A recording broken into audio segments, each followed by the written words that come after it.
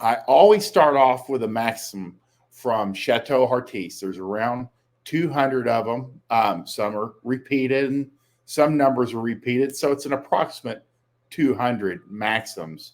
And they're basically thoughts that are teased out from some of his writings. These are, formational, foundational thought processes. And Maxim number 49 is, if you have no game, or worse, anti-game, little else will compensate for your unattractiveness. Game being learned charisma. When people go, what is game? And they're thinking of like some guy that's like stopping girls on the street. And game is defined as learned charisma. Charisma can be learned. You can increase your attractiveness by a number of points. If you're looking at a 10-point scale, you can usually just with your behavior 2 to 3 points, and that doesn't include improving your appearance or your posture. And there's so many other things that go into that.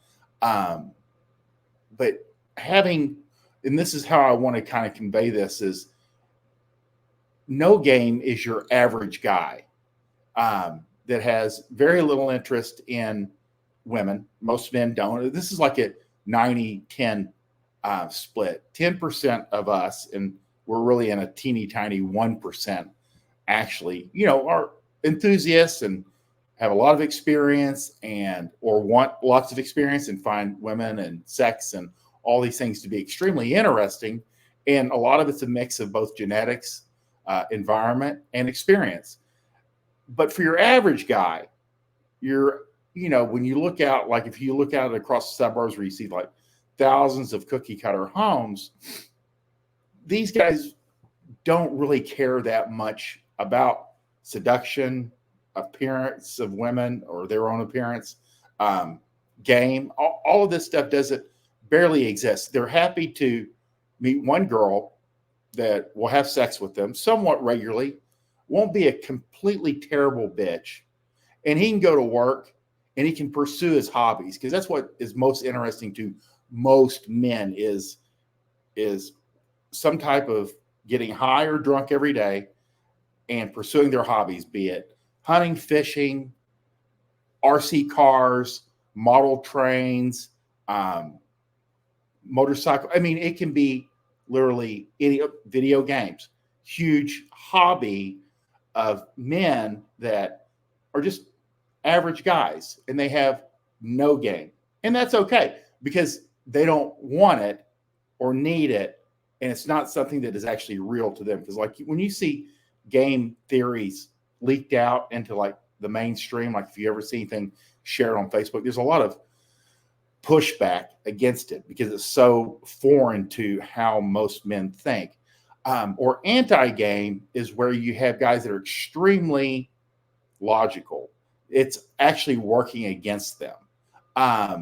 And they may push back against anything that they perceive as like seduction or charisma or manipulation or seduction or attraction.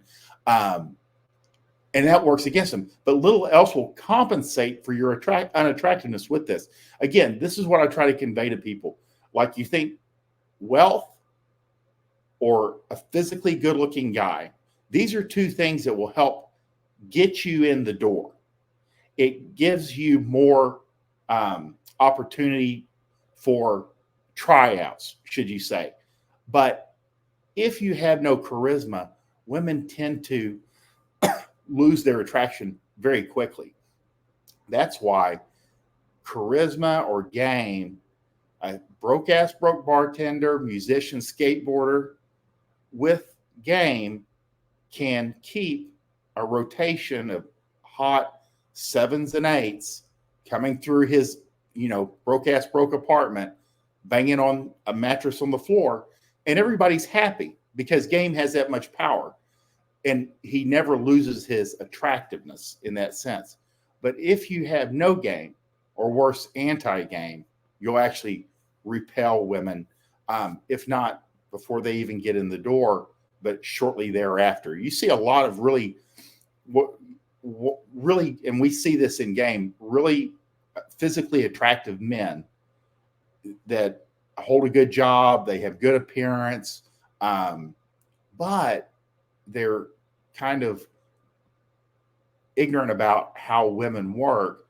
Therefore, they can't keep a girlfriend. So they do everything wrong. They become overly, clingy and needy, and um, just it repels women. So knowing game gives you a lot of leeway, and it gives you a lot of margin of error.